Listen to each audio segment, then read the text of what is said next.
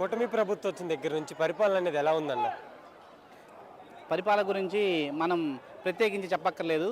ఎందుకంటే ఈరోజు మనం ఈ ర్యాలీయే దానికి నిదర్శనం అని మనం గ్రహించవచ్చు. పూర్వం చూస్తే ఏదైనా ప్రోగ్రాం పెట్టారంటే డబ్బులు ఇచ్చి పిలుచుకుని వచ్చే పరిస్థితులు ఉండేది.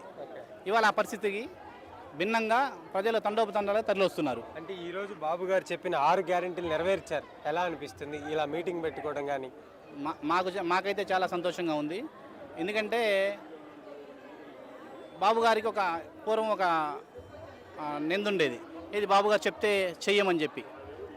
అది అన్ని ఒట్టి మాటలు అని చెప్పేసి ఈ పథకాలన్నీ మనకి నిదర్శనం కనపడుతుంది. మనకి అమ్మఒడి కానీ, అదే తల్లికి వందనం కానివ్వండి, అట్లానే రైతు భరోసా కానివ్వండి, ఇప్పుడు ఉచిత బస్సు అయితే ఏంది, అట్లానే దీపం 2 ఆల్రెడీ పూర్వం కూడా దీపం 1 అని కూడా మనమే స్టార్ట్ చేస్తున్నాము.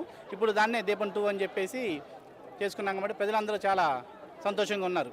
సరే, అంటే గత పథకాలకు వైఎస్ఆర్సీపీ అధికారంలో ఉన్నప్పుడు జగన్ గారి పథకాలకి ఈ పథకాలకు అసలు ఏం తేడా గమనించారు మీరు? 100% పూర్వం పథకాలన్నీ కూడా ఏదైతే వాళ్ళ కమ్యూనిటీ ఏదైతే అనుకున్నారో, వాళ్ళ నాయకులు ఎవరైతే ఉన్నారో వాళ్ళకే ఇద్దామని ఒక ప్రిపేర్ అయింది. ఇవాళ చూస్తుంటే ప్రతి ఒక్కరికి, ప్రతి ఇంటికి, ప్రతి సామాన్య ప్రజలకు కూడా ఈ పథకాలు అందుతున్నాయి.